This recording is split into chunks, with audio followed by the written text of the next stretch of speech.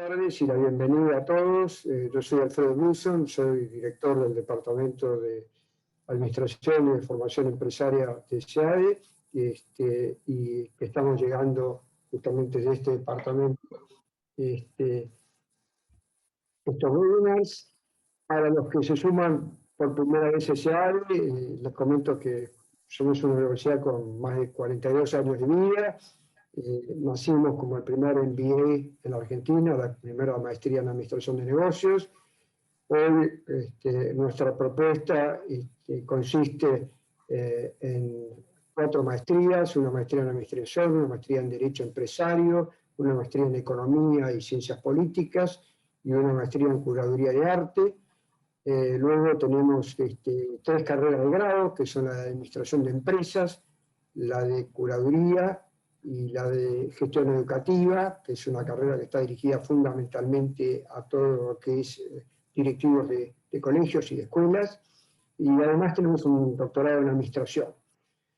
Por otro lado, tenemos una variedad muy amplia de programas ejecutivos de distintas especialidades y bueno, y nos hemos puesto, digamos, como objetivo este año, y nos estamos juntando todos los martes, con excepción de hoy, que es miércoles, pero bueno, por una cuestión de calendario, hacer este ciclo que tiene que ver con los negocios, con este contexto de COVID, que antes alguno lo definía como una pandemia, y hoy en realidad yo creo que el mundo está empezando a entender que lo que tenemos es una endemia. O sea, digamos, estamos en un nuevo contexto que a lo mejor irá teniendo sus matices, pero nunca va a ser igual que antes, con lo cual muchas de las cosas que hoy estamos aprendiendo y que estamos pensando que son coyunturales, van a dejar de ser coyunturales para ser parte de nuestra nueva forma de vivir y de hacer negocios. Así que bueno, frente a esto queríamos un poco trabajar estos temas y este tema en particular. Sobre todo nosotros estamos muy enfocados en todo lo que tiene que ver con las empresas y los emprendedores. Y nos parecía algo muy interesante esto que venimos hablando con Daniel Martínez, que es la selección para líderes. O sea, cómo hacer para elegir los talentos, ¿no? O sea, cómo hacer para tener un perfil realista, cómo armar un equipo armónico, cómo realmente poder mejorar en la efectividad de todo este proceso.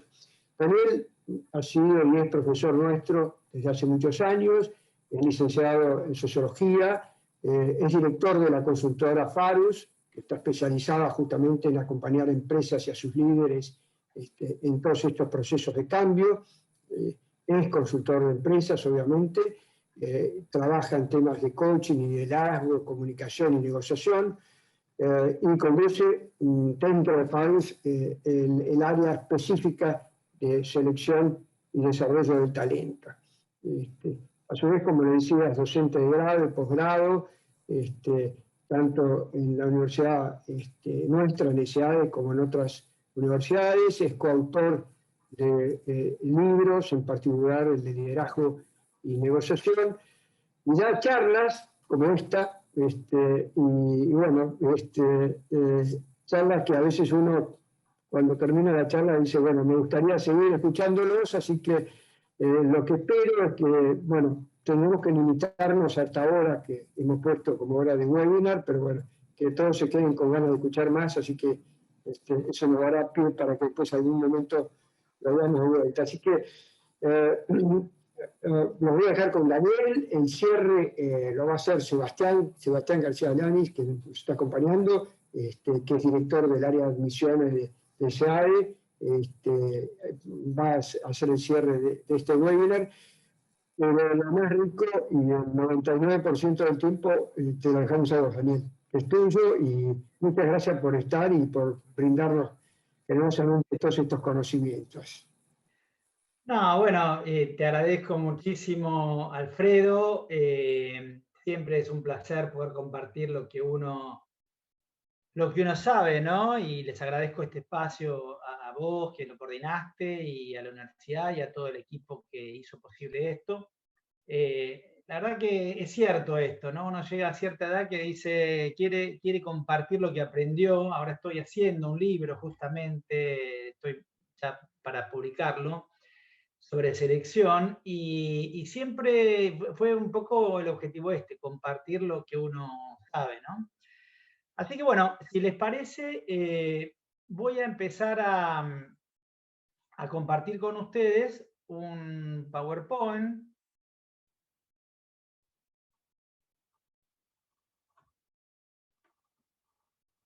Ahí está.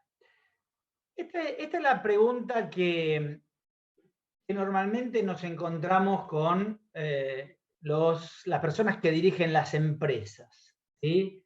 Y están así, con esta cara, ¿cómo hago para contar con buena gente en mi equipo? Esta es la preocupación de la gran mayoría de los empresarios, de los directores, de los gerentes, ¿cómo hacer para tener un buen equipo? Y yo les voy a dar algunos tips, ¿sí? El primero, tip 1, no busquemos a Superman. ¿Sí? Superman no es la persona que vamos a encontrar. Tenemos que buscar gente realista, de carne y hueso, ¿sí? Y para eso tenemos que hacer una buena descripción del perfil, ¿sí?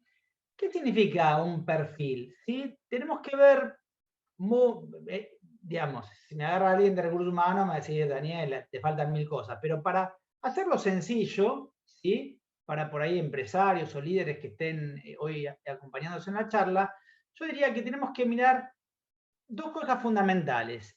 El qué, o sea, qué tiene que hacer la persona, qué se requiere, ¿sí? Cuáles son las tareas, y después cuáles son los estudios, los conocimientos que requieren para hacer la tarea.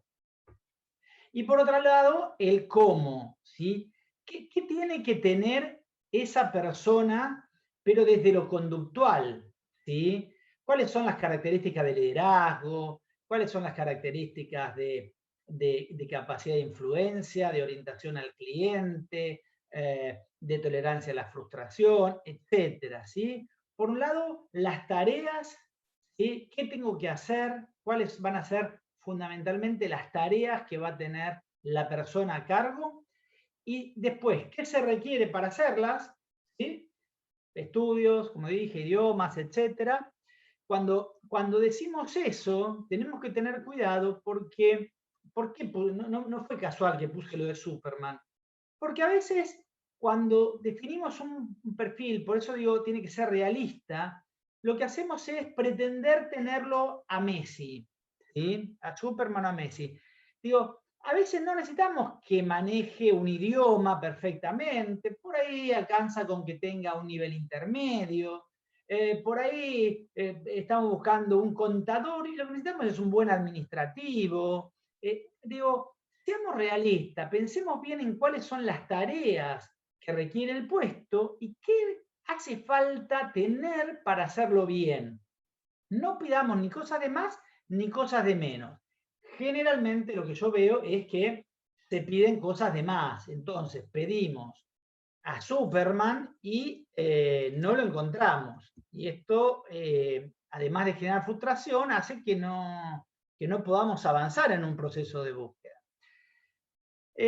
Por un lado esto, y por otro lado está el tema de la cuestión conductual, ¿sí? No es qué hacemos, cuáles son las tareas, qué requerimos para hacer esas tareas, sino cómo las vamos a hacer, de qué manera esperamos que se hagan esas tareas, ¿sí?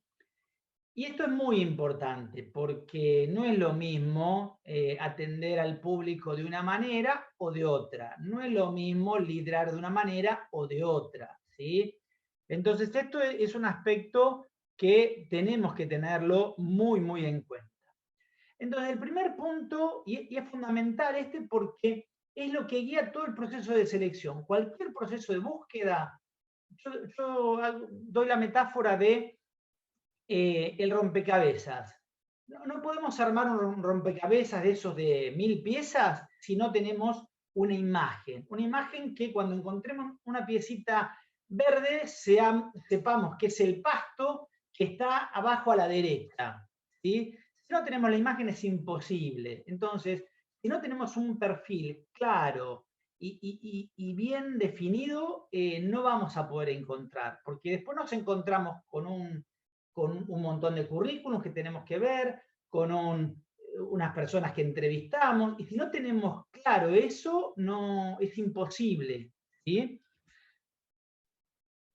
Cuando, digamos, cuando estamos del lado del directivo, del gerente, del empresario, tenemos que entender que esta información es crucial para poder transmitirla a la persona, ya sea una consultora que se ocupe o un área de recursos humanos. Esto es muy importante porque si no le dedicamos un tiempo y una precisión a esto, difícilmente van a poder hacer un buen trabajo. ¿Qué significa esto? ¿Que no van a trabajar las personas de recursos humanos o de la consultora? No.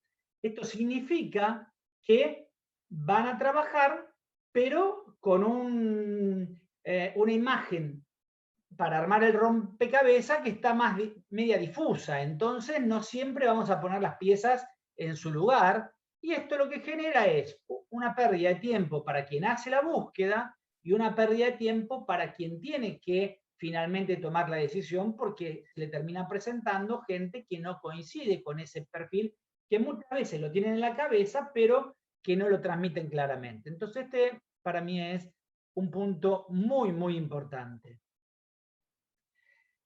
Segundo tip, priorizar la actitud, ¿sí? ¿Por qué?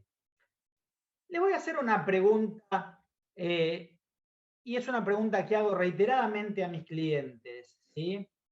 ¿Cuántas veces tuvieron que despedir a un empleado porque no pudo aprender un sistema, una tarea o un proceso?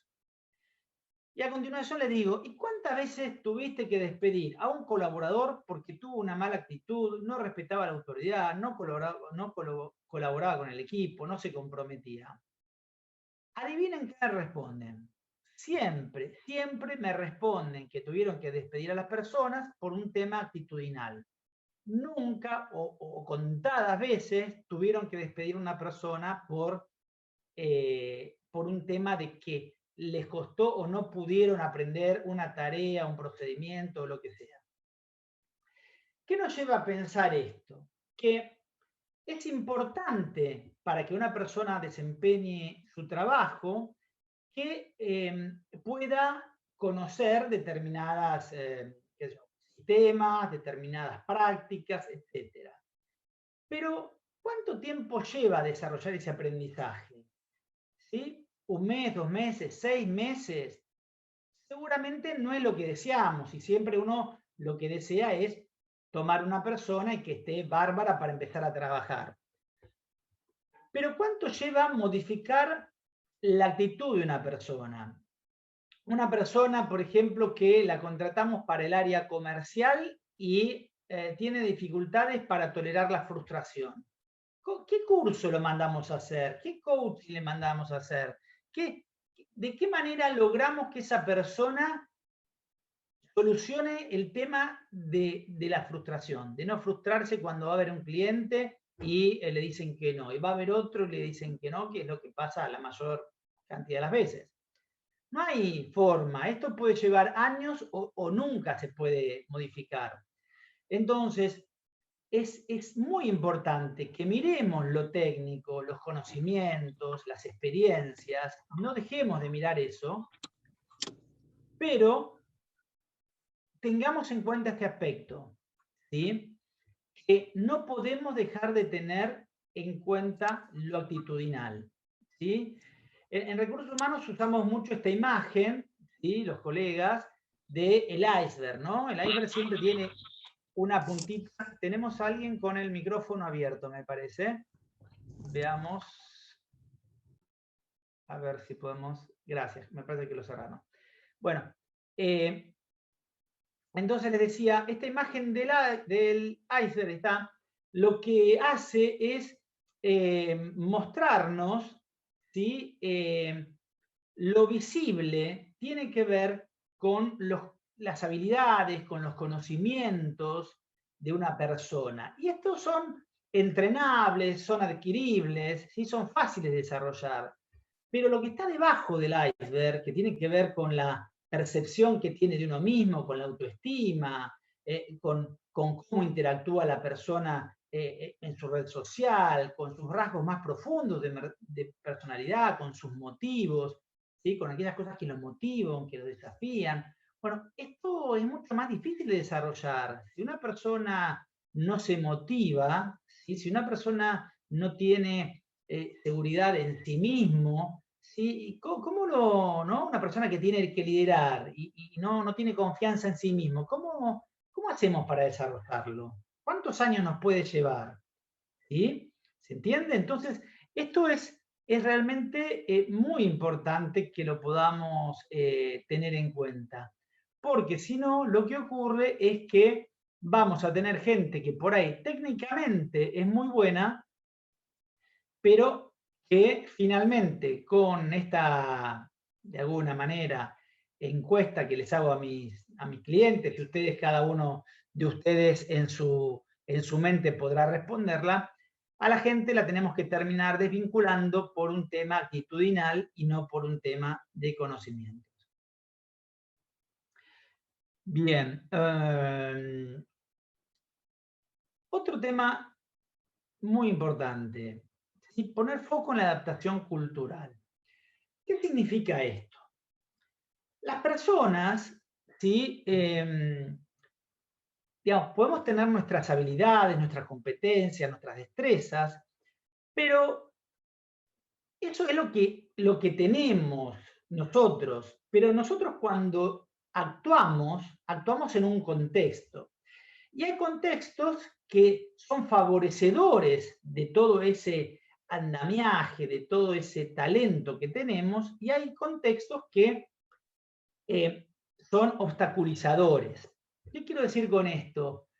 Una persona puede ser muy buena, ¿sí? Y esto les habrá pasado, por ejemplo, piensen si alguna vez no les pasó lo siguiente. Una persona que ustedes la conocían de un trabajo, ¿sí? O de alguna circunstancia y ven que es una persona brillante, buenísima, y por ahí la recomiendan a una empresa y no funciona. Sí, pero si yo esta persona la conozco trabajando, anda bárbaro, en esta empresa no funciona. Esto lo vemos, si quieren, en el mundo del deporte, ¿no? Digo, algo por todos visto, ¿no? Yo creo que no, digamos, todos alguna vez escuchamos o vimos el comentario de Messi en la selección no funciona. ¿Cómo puede ser una persona que hace 2 goles por partido, por ahí lo pones en la selección y no hace un gol? Si no funciona, está parado. Vos decís, pero si es el mejor jugador del mundo, lo tenemos nosotros, no lo podemos hacer funcionar. Es el contexto, es la adaptación cultural, es el equipo, es el liderazgo. Todo eso hace a que una persona desarrolle con todo su despliegue el talento. Hablo de Messi porque es eso, de los más conocidos, pero podríamos buscar ejemplos de estos en cualquier actividad deportiva o en cualquier ámbito, ¿sí? Entonces, esto es muy, muy importante. Mi experiencia dice que es uno de los temas más importantes para lograr que la gente funcione bien. Entonces, yo evalúo el perfil técnico, evalúo el perfil actitudinal, pero me queda un aspecto muy importante que tiene que ver cómo esa persona se va a adaptar a la cultura de la empresa, a las características de liderazgo, ¿sí? De ese líder que va a conducir a esta persona. ¿Sí? Supongamos que tengo un líder, ¿sí? O un jefe, llamémoslo mejor, que es una persona que le cuesta delegar, que atesora información, que nos ayuda a que se desarrollen las personas. Hay muchas de estas personas todavía en las organizaciones. Y yo contrato a un profesional impresionante, excelente, el Messi de, no sé, cualquier actividad. Y lo pongo a trabajar con esa persona. Y este joven o esta chica van y le piden pista, ¿no? Y le dice, mirá, yo te propongo, no, mejor no. Y a mí me gustaría hacer, pero bueno, lo pensamos. Y llega un momento que o se queda sentado, ¿no? Esperando que se le pasen las 8 horas, o se va. Y si es una persona despierta, seguramente se va a ir, ¿sí? Si es una persona brillante, no se va a quedar esperando, ¿sí? Que este jefe cambie. Entonces, tendremos que buscar una persona que se adapte, que por ahí no tenga tantas expectativas, que sea muy bueno, pero no tenga esas ansias, ¿sí? Como primera persona que hablamos.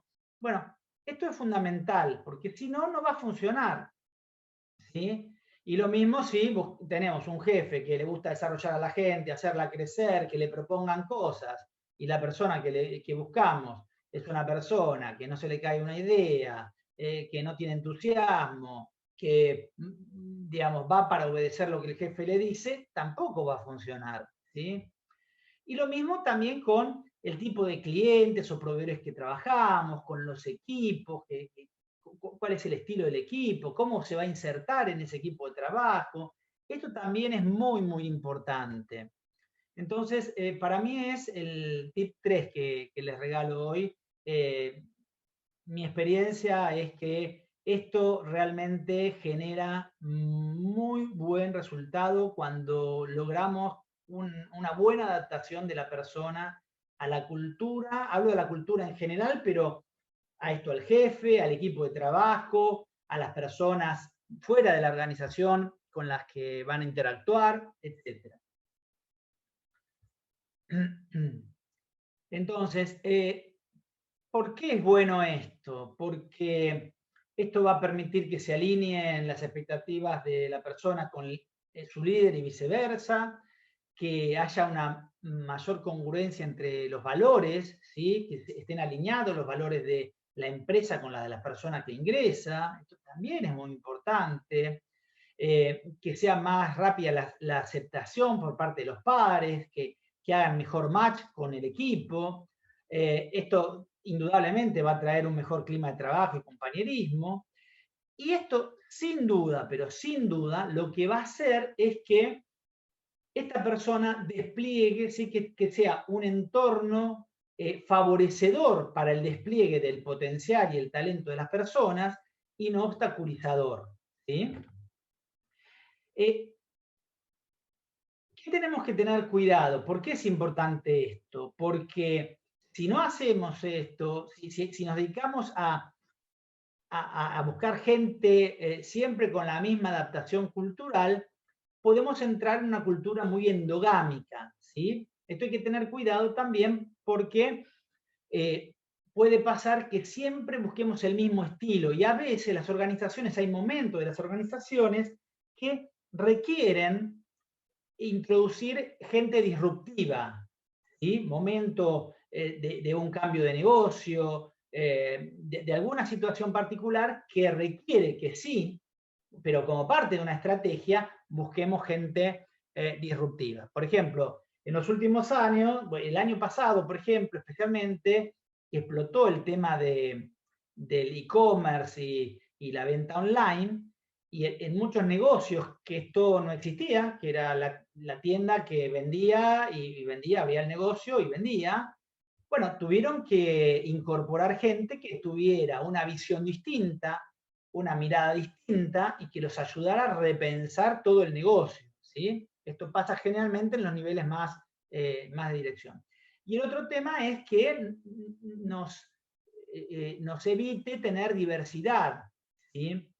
Lo que pasa es que una cosa es tener diversidad, hombres, mujeres, gente con otra inclinación sexual, gente con discapacidad, gente, digamos, diversidad, gente de otros países, ¿sí? Pero esto no quita que tengan por ahí los mismos valores o mismo estilo, o que se pueda adecuar, ¿sí? Entonces no impide una cosa a la otra. Cuarto tip, y esto ya yendo más a la entrevista, ¿sí? Escuchar, hacer silencio y preguntar. Esta es la clave de una entrevista, ¿sí? Una vez que avanzamos en esto que decíamos antes, tenemos que hacer el foco en esto. Para esto tenemos que escuchar, ¿sí? Y preguntar. Estas son las dos herramientas que tenemos cuando tenemos una persona frente a nosotros y tenemos que entrevistarla. Escuchar y preguntar. Para esto tenemos que hacer algo que no es fácil, ¿sí? Que es acallar esa conversación interna. Cuando nosotros tenemos una conversación con una persona, está la conversación que estamos manteniendo, pero además cada uno de los interlocutores mantiene una conversación interna, ¿sí? Que puede estar relacionada con la conversación, este que me está diciendo, a vos te parece, será el candidato, no, no sé, puede ser esa conversación, o puede ser que estés con una conversación fuera de esa conversación. ¿Qué tengo que hacer el fin de semana? ¿Qué me falta para tengo que hacer en el supermercado? No sé, cualquier tipo de conversación, ¿sí? Entonces, cuando tenemos que elegir una persona, tenemos que escucharla. Y la única forma de escucharla es tratar de silenciar lo más posible. No le digo silenciarlo, digamos, enteramente porque es casi imposible, pero sí silenciar lo más posible esta conversación interna.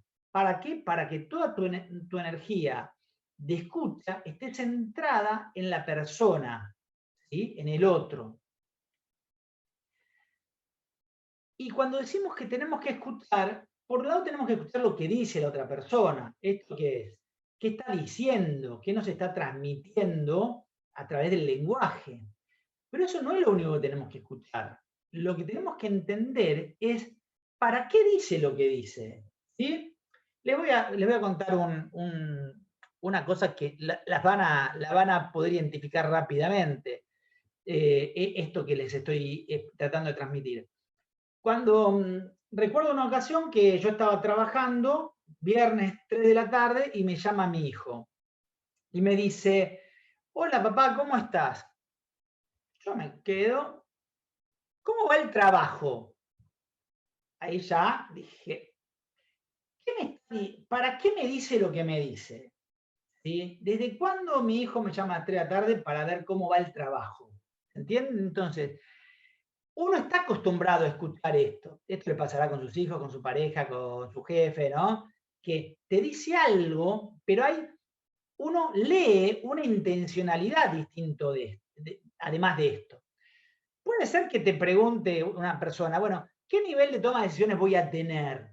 ¿Sí? Por ejemplo, ¿qué te está queriendo decir con esto? ¿Voy a poder tomar decisiones? ¿Las va a tomar mi jefe? ¿Voy a tener autonomía? Algo te está queriendo decir con esto. Algo le está preocupando. ¿Sí? Como esto, tenemos que estar atentos a este nivel del lenguaje. ¿Para qué nos está diciendo la persona lo que nos dice? Y después hay otro nivel de lenguaje, que es el que se muestra a través de la emocionalidad, que tiene que ver cómo dice la persona, cómo dice lo que dice. Y esto tiene que ver con el lenguaje no verbal, ¿no? El tono de la voz, el volumen, los gestos, el énfasis que le ponen las palabras, qué transmite el cuerpo. Y esto es fundamental, ¿sí? A veces nos preguntan, qué sé yo, a nosotros los que hacemos selección hace muchos años, nos dicen, ¿cómo te das cuenta de determinadas cosas? Y yo les puedo asegurar que el lenguaje corporal es una de las herramientas fundamentales para poder leer a las personas, para poder descubrir a las personas. Una pregunta que siempre es, digamos, no me sale la palabra, pero diría crítica en una entrevista laboral es cuando vos le preguntás a la persona el motivo de desvinculación. ¿Por qué digo que es crítica? Porque sabemos que toda la gente, no siempre la gente es sincera en esto, ¿no? Entonces, es el momento donde uno tiene que prestar mucha atención, en todo momento. Pero este, por ejemplo, es un momento central. ¿Por qué? Porque hay que entender una cosa. Uno puede mentir en el primer lenguaje, en lo que dice. Yo puedo decir, no, la verdad que estaba buscando un cambio de perspectiva en mi carrera laboral. Eso está elaborado, está preparado, ¿no? ¿Sí? El tema es qué me dice el cuerpo, no qué me dice la palabra. Lo que transmite en la palabra, ¿condice con lo que transmite el cuerpo? Esta es la pregunta. Y si ustedes ven una discrepancia, si ven que no hay coherencia entre una cosa y la otra, bueno, les puedo asegurar que lo que tienen que hacer es creerle al cuerpo. El cuerpo nunca miente, ¿sí? Nunca miente. si hay una discrepancia entre el lenguaje y el cuerpo, créanle a el cuerpo. El cuerpo no miente porque es inconsciente, ¿sí? Entonces esto creo que es muy importante. Tenemos que, cuando digo escuchar, es interpretar bien, desde una buena escucha. Por eso tenemos que acallar nuestro diálogo interno, porque esto es lo que nos permite ver distintos niveles de escucha. Y si estamos concentrados en nuestro diálogo interno, nos perdemos mucho de esto. Y lo otro fundamental es el preguntar, ¿sí? La entrevista lo que hace es una serie de preguntas, silencio, que es muy importante, y respuesta. ¿Por qué silencio? El silencio lo primero que tiene es que es una instancia, cuando hacemos silencio, y es una forma de decirle te respeto a la otra persona, ¿sí? Y por otro lado, es una forma de permitir que la otra persona pueda, digamos, estar en una situación de evaluación, entonces pueda buscar las respuestas. Cuando nosotros lo apuramos en la pregunta, le volvemos a hacer otra pregunta, lo interrumpimos, no le damos el espacio para reflexionar, para meterse para adentro. Hay personas que son más rápidas, otras necesitan un poco más de tiempo. Bueno, silencio. Cuando nos apuramos y hacemos una pregunta y no nos abancamos el silencio, lo que hacemos es volver a preguntar, hacer otra pregunta. Y eso evita que tengamos la respuesta, ¿sí? Entonces, ojo que es una herramienta muy poderosa en la entrevista el silencio. Preguntamos y nos quedamos esperando la respuesta. No hay ningún problema, no pasa nada y les puedo asegurar que la persona va a responder. El problema es que no nos aguantamos nosotros el silencio. Bien, las preguntas nos sirven para explorar o para confirmar, ¿sí? Hacemos preguntas abiertas. Contame qué es lo que más te gustó lo que más te gusta de tu trabajo, cuáles son las características más sobresalientes sobre vos, no sé, lo que sea. Estas son preguntas que nos permiten explorar. Y después hay otras que son de confirmación. ¿Conocés sobre tal, qué sé yo, técnica, tal producto, tal sistema o lo que sea? Son para confirmar. Y una cosa importante que no debemos hacer, que son las preguntas teóricas. Las podemos hacer, pero lo que tenemos que saber es que no es una respuesta seria, ¿sí? A ver, no digo que no es seria. Voy a dar a mí me gusta más que explicar los conceptos, dar ejemplos. Cuando nosotros nos dicen que si yo les preguntara, ¿cómo actuarías ante una situación de robo a mano armada?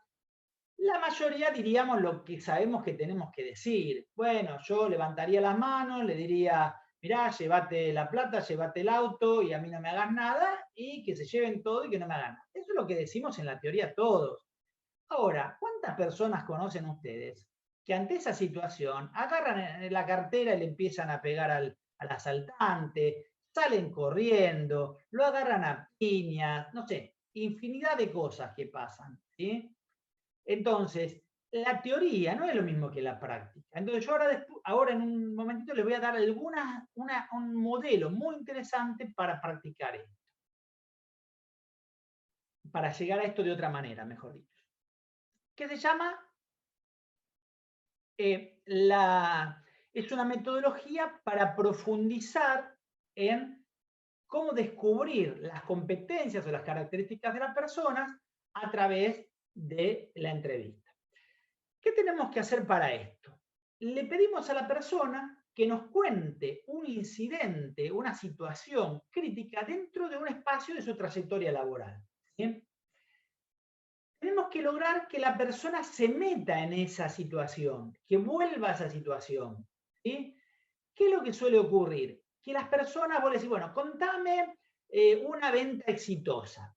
Y la persona, por nervios, por lo que sea, te empieza a decir, bueno, una venta exitosa es cuando vos, y te empieza a contar en general cómo maneja una venta exitosa. Eso no te sirve, porque no te habla de una situación una situación de él, va la teoría.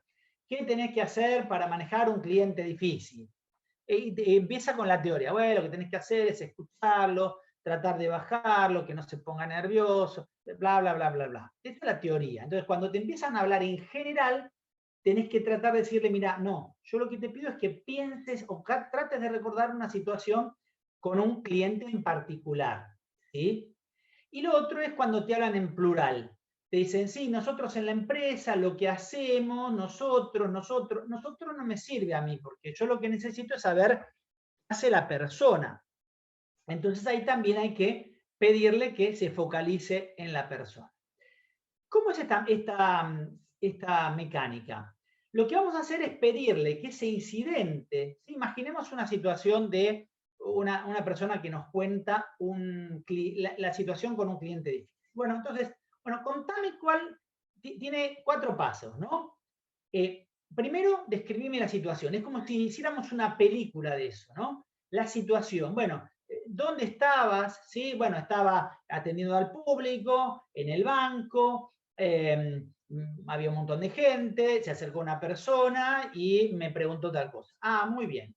¿Cuál era tu rol? Bueno, yo estaba como oficial de negocios, tenía un supervisor, bueno, me cuenta más o menos qué es lo que se esperaba que hiciera esta persona en esta situación.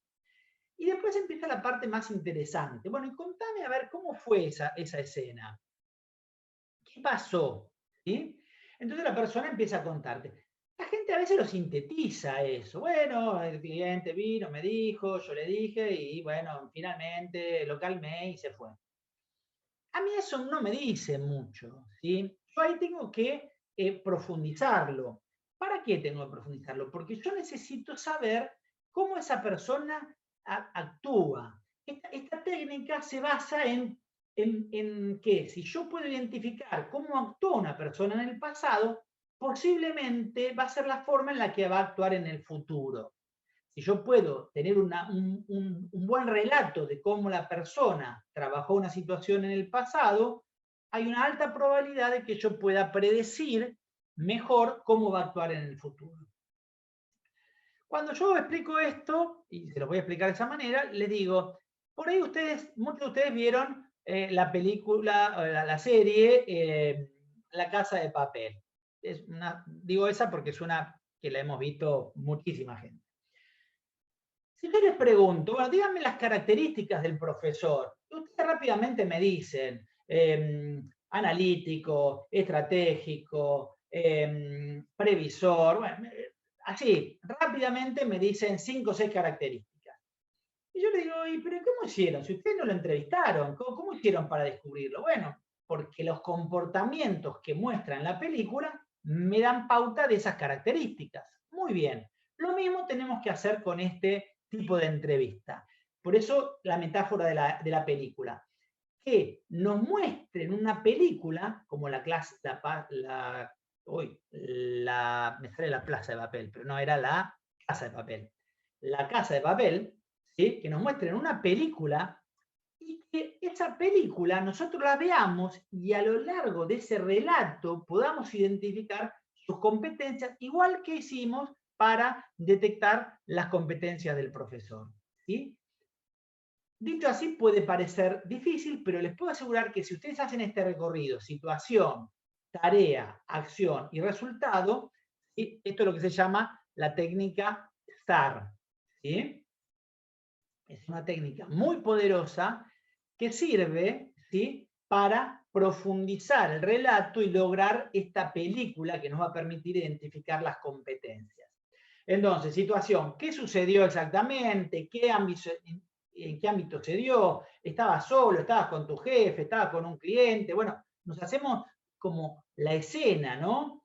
¿Cuál era tu papel? ¿Qué se esperaba de otra persona? ¿Sí? A veces está uno solo, a veces está con un jefe, a veces está en una reunión de dirección, no sé. Bueno, te tienen que poner en contexto. Y después tenemos que hacer preguntas sobre qué hizo, cómo actuó, qué ocurrió. Y algo muy importante, ¿qué dijiste? ¿Qué te dijo el otro? Como tratar de reproducir diálogos, ¿no? Para entender cómo se comportó la persona. También le podemos preguntar, ¿qué sentiste? digamos, llevarlo a los pensamientos, ¿sí? ¿Qué pensaste en ese momento? ¿Sí? Y finalmente tratamos de identificar cuál fue el resultado, cómo se resolvió la situación, cuáles fueron las consecuencias, e incluso le podemos preguntar sobre, bueno, qué aprendizaje le dejó. Bien, y con el tiempo tirano, ¿sí? Por ejemplo, ahí tenemos una escena, imaginen que esa es la escena donde esta chica está haciendo una presentación del presupuesto anual ante los otros gerentes. Entonces, bueno, le preguntamos, ¿qué pasó? ¿Dónde fue? ¿Quiénes estaban? Bueno, estaba el gerente de comercial, el de finanzas, el de recursos humanos y no sé qué. Bueno, ¿cuál era tu papel? Yo tenía que hacer la presentación del presupuesto. ¿Qué se esperaba de vos? ¿Qué se esperaba de los otros? Bueno, tenían que ver si me lo aprobaban o no me lo aprobaban. Bueno, así. Y bueno, ¿cómo lo hiciste? ¿De qué manera? Bueno, ahí vas haciendo preguntas para ver cómo fue esa presentación para nosotros tener como una película. No una foto como la que estamos viendo, sino una película. ¿Sí? Por eso es muy importante escuchar y preguntar. Escuchar, silencio, preguntar. Bien. Y finalmente, lo último, así los dejo 10 minutos estoy ahí mirando el reloj para poder darles el espacio para las preguntas, es la inducción, la forma en la que introducimos a la persona en la empresa es muy importante. Algunos tips, seguramente muchos de ustedes lo hacen, pero no quiero dejar de destacarlo. La presentación del jefe y del equipo. ¿Sí? La presentación de la descripción del puesto. Esto es muy importante. Algunas empresas ya no tanto, pero no tienen su descripción del puesto. La persona tiene que saber muy bien qué sí le corresponde hacer a ella y qué no le corresponde a ella, o en qué va a colaborar, pero de qué cosas es responsable, para que después no haya grises.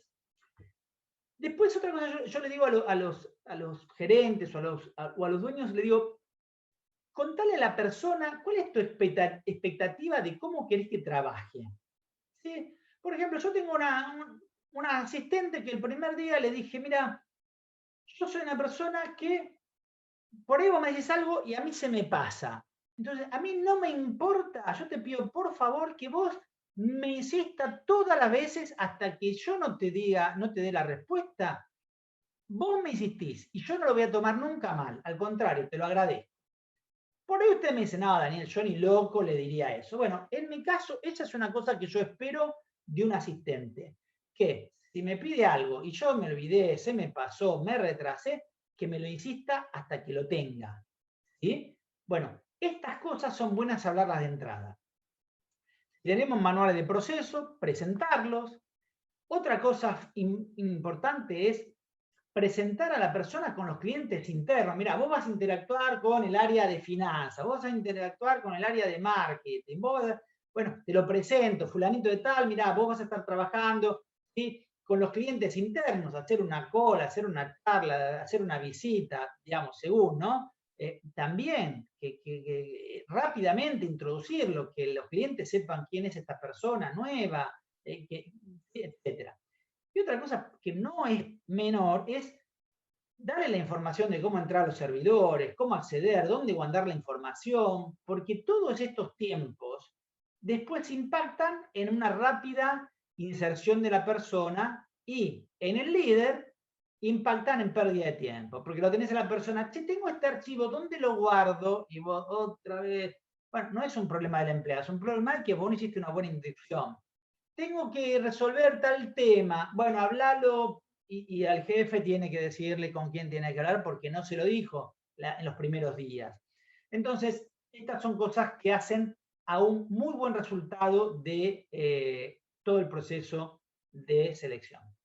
Así que bueno, con esto termino para tener 10 minutitos para que ustedes me hagan todas las preguntas que quieran. Así que ahora sí, ahí tienen mi mail, igualmente ahora se los pongo en el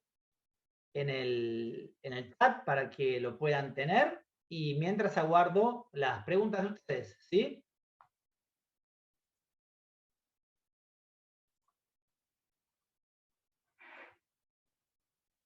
Daniel, tenés 2 preguntitas en el chat. Dale.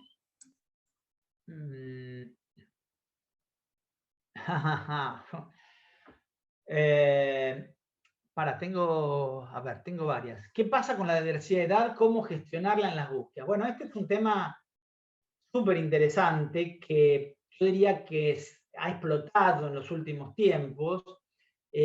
Por eso yo escribí un capítulo del libro, es sobre, yo lo llamo selección inclusiva, pero tiene que ver con la planificación de la diversidad o el desarrollo de diversidad dentro de las organizaciones.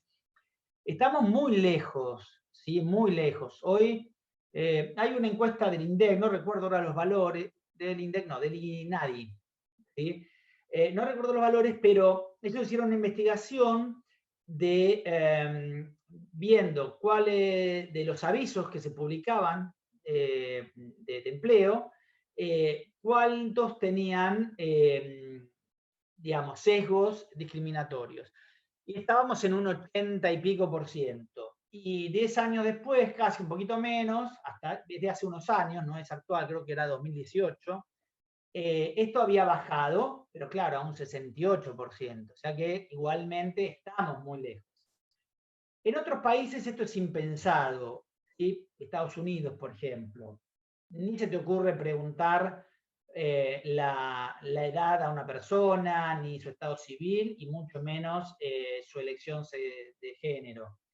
Acá es muy común, pero tenemos que ir rompiendo con esto. Yo creo que va a llevar un tiempo todavía, pero es un tema, no alcanza con... Yo por eso en el libro lo que hago es primero hablar del tema de la gestión de la diversidad para después llegar a la selección inclusiva, porque vos podés ser la persona más progresista y decir, no, yo voy a tomar gente trans y voy a tomar gente con discapacidad, y después no tenés forma de que la persona tenga una rampa, ¿sí? Y después voy a tener a una persona trans y no está preparado la empresa, la cultura, el equipo para no discriminarla, para no hacerle mala cara. Entonces, hay que trabajar esto antes de pensar en la selección, ¿sí? Hay que hacer un cambio cultural, acompañarlo de un cambio cultural. Y funciona muy bien. Yo tengo, bueno, en la investigación que hice de este tema, hay empresas que están incorporando, digamos, personas con discapacidad y con muy, muy buenos resultados, y personas trans también con muy buenos resultados, incluso con una muy buena aceptación, no solo de los compañeros de trabajo, sino del público, ¿sí? Tengan en cuenta, fíjense cómo está avanzando esto, que ya el Estado establece un cupo mínimo, creo que es del 1% para discapacitados y seguro es el 1% para personas trans en los empleados públicos. O sea que el 1% de los empleados públicos tienen que ser discapacitados, un 1% y el otro 1%, no son un 1%, son el 2%, el 1% de personas con discapacidad y el 1% de personas trans. Que por supuesto la reglamentación dice que puedan tener las condiciones para realizar las tareas que tienen que realizar. ¿Sí? Bien, espero haber contestado, Raúl.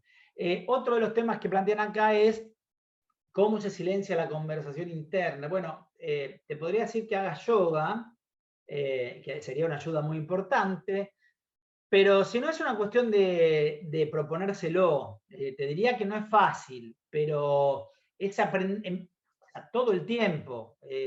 Ahora yo estoy hablando y muchos de ustedes están pensando, están haciendo su diálogo interno, no es que están, uy, está hablando Daniel, no, mi cabeza está en estado zen y escucho nada más. Es inevitable. Lo que tienen que hacer es proponérselo, ¿sí? En una charla de este tipo, por ahí, digamos, desconcentran un cacho, pero están en sintonía. Pero cuando vos tenés una persona delante, que puede ser tu futuro empleado, con todo lo que implica en la Argentina tener un empleado que no funcione, yo te diría que entres en estado zen a la fuerza. No es fácil, pero hay que... Lo primero, te diría, mira, te diría esto, lo primero, Tamara, es reconocerlo. cualquier cambio empieza por reconocerlo. Si vos estás en una entrevista, entrevistando a una persona, y te encontrás que tu cabecita está discutiendo, pensando, discutiendo con la persona, ¿no? Discutiendo en el sentido, bueno, no, me parece que no me está diciendo la verdad, me parece que, no sé. O estás pensando, sí, este es el candidato, o no, no, este es el candidato. Estás muy metido en eso, reconocelo. Si lo empezás a reconocer, cada vez que tengas una entrevista, lo empezás a reconocer hasta que en algún momento lo vas a ir reconociendo y lo vas a poder empezar a modificar. ¿Sí? Muy bueno. ¿Cómo gestionar el potencial en este proceso? No entiendo bien la pregunta, Raúl.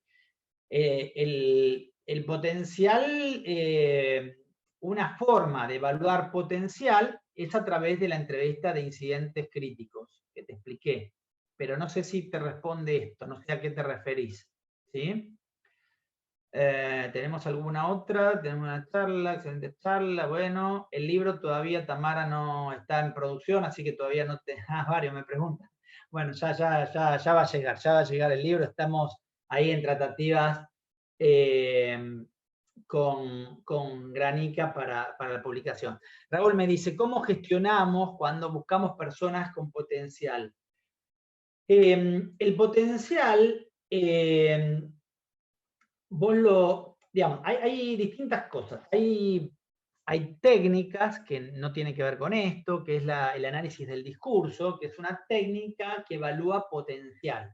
Y esto se hace a través de una metodología basada en Elliott Sachs, pero que no se utiliza normalmente para selección, a no ser que el selector tenga esa formación. Es una formación específica. Vos lo que ves es, digamos, ¿cuáles son algunas de las cosas que hoy están definiendo el potencial? Es la capacidad de aprendizaje y la flexibilidad. Hoy, el potencial de una persona está dado por su capacidad de adaptarse a los cambios, ¿sí? Entonces, este es un aspecto que lo podés chequear a través de la entrevista de incidentes críticos, ¿sí? Lo que podés hacer es plantear un incidente que lo ponga en esa situación. Y si vos lo que estás buscando es evaluar potencial de liderazgo, por ahí lo que podés hacer es, si la persona ya tuvo experiencia liderando gente, bueno, pedirle, por ejemplo, que un incidente crítico, contame una situación donde tuviste una persona que no estaba funcionando bien y tuviste que encauzarla. Y ahí que desarrollás toda la película. Y esto te va a mostrar cómo funciona la persona y cómo funcionaría en el futuro. Cuando es una persona que no ha liderado, ¿sí? Ahí tenés que apoyarte, te sirve, porque cuando vos ves la película, no siempre ves solamente las competencias para el puesto, sino que también a veces ves competencias que no son las previstas para ese puesto. Competencias que exceden ese puesto. Entonces la podés ver ahí, y si no, hoy una de las mayor recomendación es hacerle una evaluación de potencial. Nosotros cuando nos están pidiendo una persona con potencial, además de evaluarlo en la entrevista, que tiene un buen nivel de pronóstico, ¿sí? de acierto, lo complementamos con una evaluación de potencial, que eso lo hacen los psicólogos, donde ven mucho más en profundidad, donde pueden ver algunas cuestiones que no las podés ver en una entrevista común, digamos.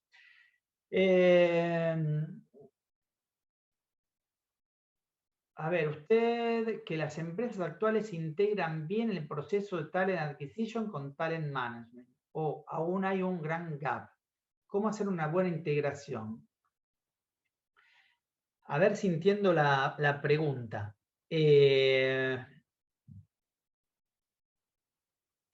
A ver si entiendo la pregunta. Te voy a dar una respuesta, si no, aclárame, Cristina. Una de las cosas que yo veo es que está disociado hay como una disociación, ¿no? Que esto también lo planteo en el libro, pero que no es una idea mía, lo he estudiado, ¿no? hay una disociación entre el proceso de selección y la estadía de la persona dentro de la empresa. Cuando nosotros incorporamos a la persona, lo que hacemos es todo un proceso, cuidado, etcétera, etcétera. Nos aseguramos que la persona, o tratamos de asegurar, hay que entender que la selección no es una ciencia exacta, es un pronóstico, ¿sí? Entonces, nosotros pronosticamos que la persona se va a comportar de determinada manera. A lo largo de ese proceso, nosotros lo que hacemos es un proceso de selección. Pero, ¿qué pasa? Eso no puede estar disociado del proceso de la persona dentro de la organización.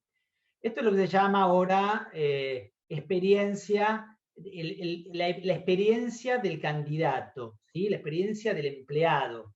¿Cómo vive el empleado a lo largo de la organización? Esto tiene que ser una cosa. ¿El marketing qué hace? ¿Sí? El marketing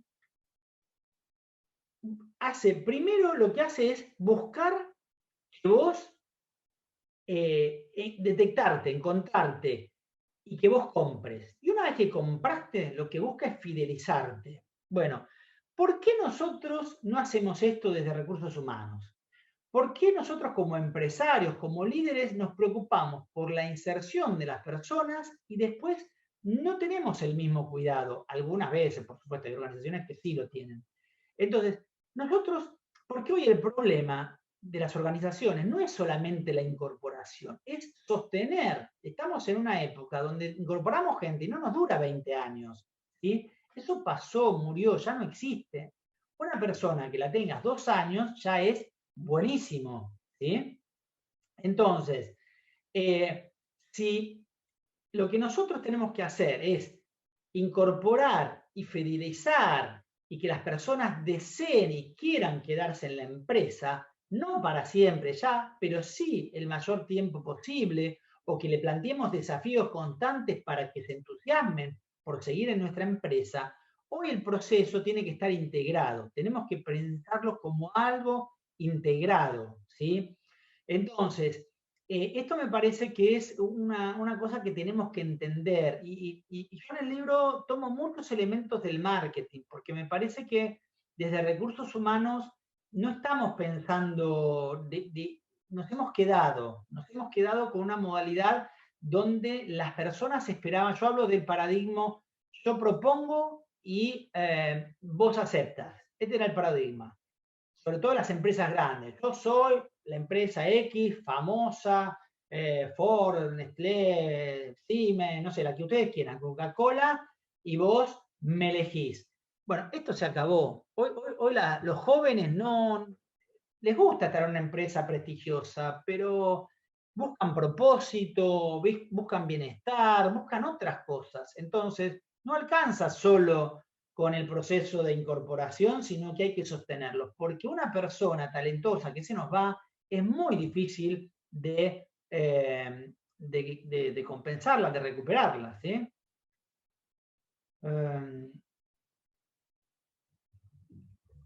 Bien, me hacen una pregunta, bueno, me encanta que hagan tantas preguntas. Ahí me decían que si le dan a una persona, si le damos un feedback a una persona cuando vemos que no va para el puesto. Depende de cómo veas a la persona. Si vos la ves una persona que puede tener a ver, deberíamos hacerlo con todos, ¿sí? Darle, sin demasiadas explicaciones, o sea, ¿qué es lo que no puedes entrar? A darle una explicación que entra en discusión la decisión, ¿sí? Vos lo que tenés que darle una explicación es, mira, hay algunos aspectos que otros candidatos que hemos visto cierran mejor o que en definitiva es la realidad. A no ser que vos veas una persona que no te gustó para nada y que no le podés decir, ¿sabes qué? Me parece que sos un pedante, que te vas a llevar mal con todo el mundo, y una cosa así, digamos, podés ser o polite, ¿sí? Y mirá, estábamos viendo, me parece que no es el perfil que estamos. pero puede pasarte que tengas alguna persona contestataria que te empiece a preguntar, ¿y por qué no es el perfil? ¿Y qué me falta? Y bueno, ahí hay que tener cuidado con eso. Esta sería la cosa que tendríamos que tener cuidado de cómo salir de eso, ¿no? Porque hay personas que no aceptan esto.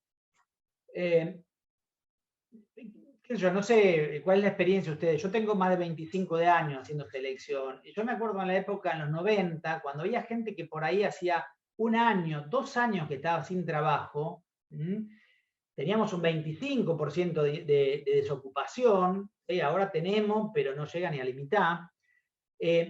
Bueno, la gente se te ponía a llorar y la gente pasaba esto, que la gente decía, ¿cómo que no? ¿Pero por qué no?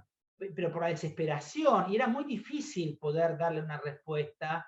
Entonces hay que tener cuidado con esto. Está bueno, pero si ves las circunstancias que no están dadas para que la persona pueda escuchar la devolución, por ahí es mejor dársela formalmente y no personalmente, ¿sí?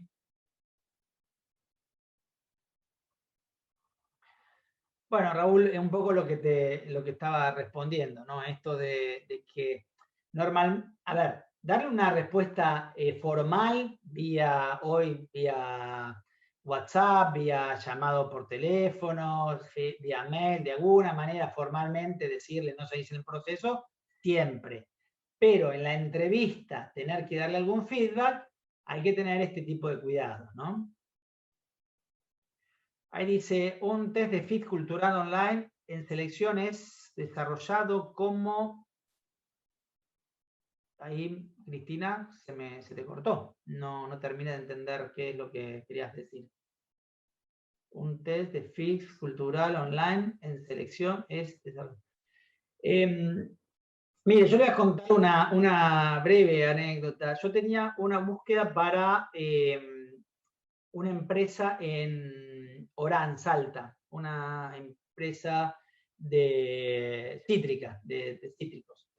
Estaba buscando un jefe de sistemas que la formación que se requería no la encontraban allá en Salta y me pidieron que la buscara una persona desde acá.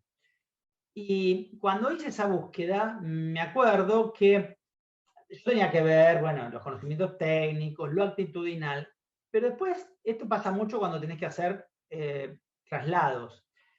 Yo tenía que pensar cómo esa persona se iba a adaptar a ir a vivir a Orán, Salta, que eso queda a 200 kilómetros de la ciudad grande, ¿sí? Una Salta, o estaba a 200 de Salta o de Jujuy, ¿sí?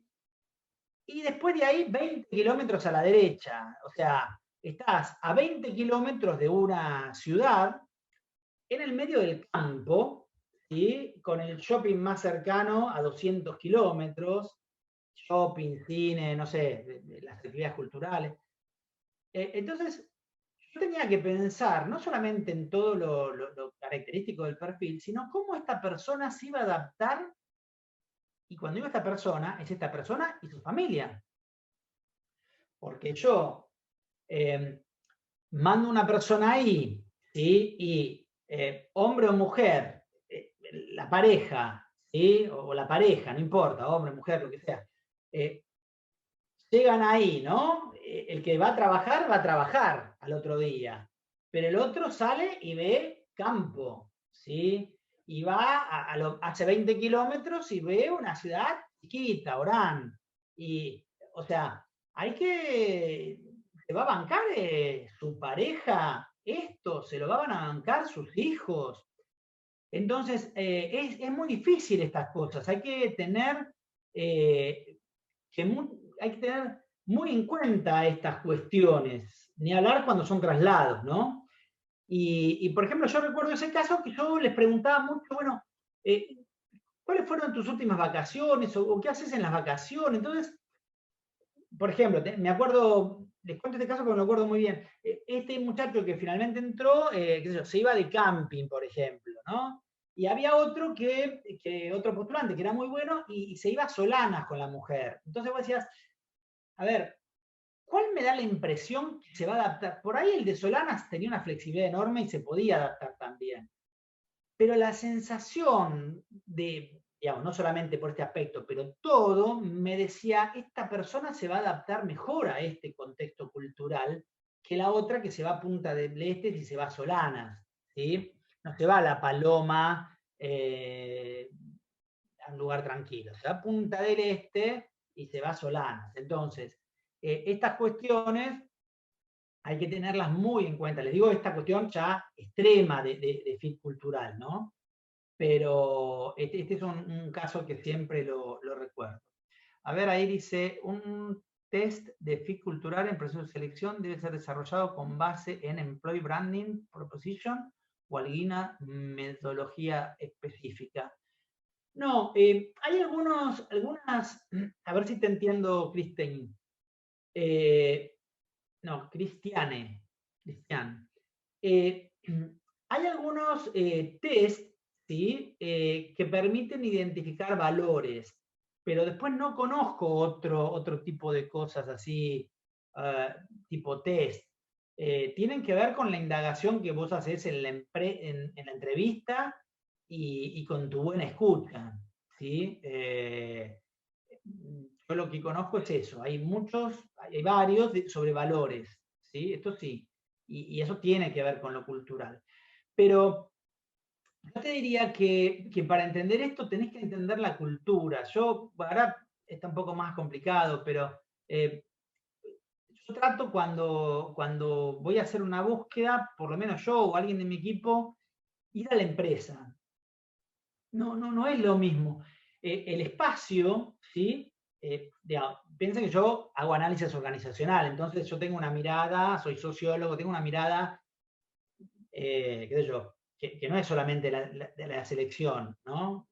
Asesoro empresas, entonces hacemos todo esto que nos hace, vamos a una empresa y miramos un montón de otras cosas. Entonces yo entro a una empresa y recuerdo, por ejemplo, una empresa que era líder, pero líder, la número 1 en productos en Argentina, empresas nacionales, ¿sí? Había otras marcas internacionales, pero la 1, Argentina. Yo fui a ver a la vicepresidenta y enfrente, quedaba lejísimo, cuando llegué tenía ganas de ir al baño, pido pasar al baño y me mandan enfrente, frente a la puerta de la vicepresidenta, a un baño que les digo que los baños de retiro eran un lujo, ¿sí? Entonces, imagínate cuando, digamos, esto a mí me habla de la cultura, porque no era el baño del taller de depósito, que tendría que estar igual de limpio, ¿no? Era el baño que estaba enfrente de la vicepresidenta. El del taller no quiero ni imaginarme cómo estaba. Entonces, seguramente que la vicepresidenta tenía un baño en suite, digamos. Pero, ¿se entiende? Eso habla de la cultura. Entonces, yo tengo que, si pienso que tengo que incorporar a una persona a esa empresa, tengo que saber que tiene una persona que se banque eso, ¿sí? Y eso no hay un test que te lo diga, ¿sí? No es un tema ya de valores, ¿sí? O una cultura, a ver, recuerdo un caso de una universidad muy estructurada, donde me piden que, hace muchos años, que le seleccione un cadete. Bueno, uno cuando hace una búsqueda, una de las primeras cosas que dice, bueno, ¿cuál es el motivo por el cual querés buscar una persona? Porque se jubila el cadete. Yo me quedé. ¿Qué me dice esto? Si un cadete pudo estar 50 años, ¿sí? Al cadete que yo busque, ¿sí? Yo venía de Arcor. En Arcor buscábamos un cadete tenía que ser estudiante, ¿no? No podíamos tomar un estudiante universitario, no podíamos tomar un cadete que no fuera estudiante universitario. ¿Por qué? Porque duraban 6 meses como cadete, un año como muchísimo, ¿sí? ¿Por qué? Porque siempre se me abrían vacantes. Una empresa de 12.000 personas, se imagina que no teníamos acá en Buenos Aires 12.000 personas, pero por ahí teníamos 200. Pero siempre se abrían vacantes. Bueno, esta empresa, esta institución educativa no era una institución chica, no recuerdo, pero tendría por ahí 400 personas. Con lo cual había posibilidades de movilidad. Bueno, no. Entonces, yo tengo que buscar no hay un test que me pueda decir, ojo Daniel, porque en esta cultura el cadete puede jubilarse. Entonces yo veía chicos que, bueno, yo quiero entrar como cadete, pero mi idea es poder crecer dentro de la organización. ¿Qué hacía con ese chico? Y yo veía que en esa organización no se iba, no tenían esta expectativa. Entonces ese chico yo lo tenía que descartar, y era brillante por ahí. Y tenía que dejar un chico que fuera bueno, que fuera responsable, con un montón de características, pero por ahí con menos expectativa de crecimiento, ¿sí? Entonces buscamos un muchacho que era divino, y con menos expectativa de crecimiento. No era un cadete de 22, 23 en la universidad, él estaba haciendo, tenía 27, 28, haciendo tranquilo una carrera. Bueno, era una persona que se iba a adaptar, ¿sí? Entonces, me parece que el fit cultural hay que, y ni hablar, si tengo que buscar una secretaria, ¿sí? ¿Cómo hago para buscar una secretaria, un asistente, ¿sí? Sin entender cuál es el estilo del jefe. En cualquier sentido hay que mirar el estilo del jefe. Nosotros, por ejemplo, en nuestra descripción de puesto, la que le pedimos a nuestro cliente que llene, le preguntamos esto. Le preguntamos, ¿cómo es el jefe? Contame. Y si podemos, lo entrevistamos, porque esto nos da una pauta, ¿sí? De cómo va a funcionar una persona.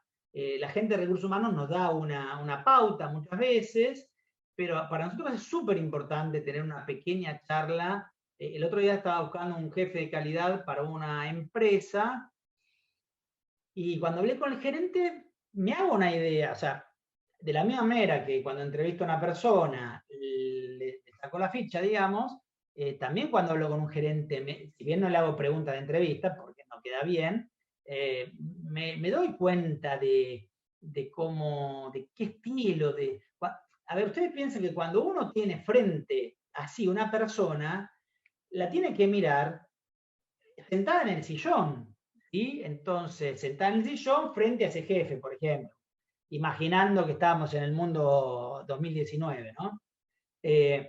Entonces, esto es muy importante conocer quién es el jefe, cómo es, cómo piensa, cómo actúa, el estilo. Toda esa información es muy bueno que te la pueda dar la gente de recursos humanos, ¿no?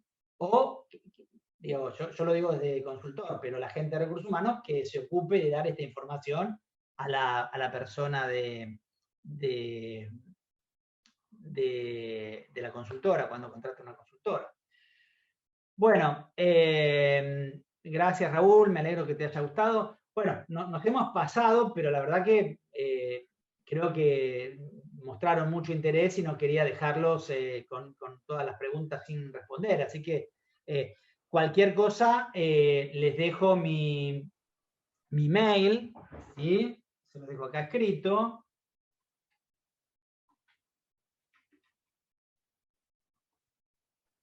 Muchas gracias, Daniel. La verdad que uno se termina enganchando y sigue preguntándose, ¿no? Esto es un camino, Sí. un recorrido muy interesante. Así que les quiero agradecer como director de admisiones a todos, especialmente a vos, a Daniel, y a todos los que nos acompañaron. La verdad que se hizo muy, muy ameno la charla y la verdad que estuvo muy bueno. Y bueno, esperemos que se sumen a distintas actividades. ¿Sí? La actividad de hoy fue una actividad muy, muy interesante y bueno, los esperamos en las próximas. Dejo una especie de agenda para que lo tengan. ¿Sí? El 23 tenemos un diploma en lo que es, esperen que se me salió, ahí está, un diploma en Talent. Después luego tenemos otro ciclo de webinar, el 29 del 6, ¿sí? Y luego, ya en julio, tenemos también otra temática de recursos humanos, ¿sí? Quería dejar estas fechas para que lo tengan en su agenda, así que esperamos que se puedan sumar a nuestras distintas actividades. Daniel, te agradezco profundamente, les agradezco a todos y no les robamos mucho tiempo, así que muchas gracias. Sí, lo único, te agrego que si alguno quiere digamos, la presentación, ahí les dejé mi mail, daniel.martinez@pharus.com.ar. Con mucho gusto los voy a compartir con ustedes. También, si quieren, vamos a estar mandando la grabación, así que, bueno, estamos a disposición y gracias a todos. Muchas gracias a todos por tantas preguntas, tanto entusiasmo, y gracias otra vez Sebastián, otra vez Noelia, por la posibilidad de compartir esto con el público. Muchas gracias. Hasta luego.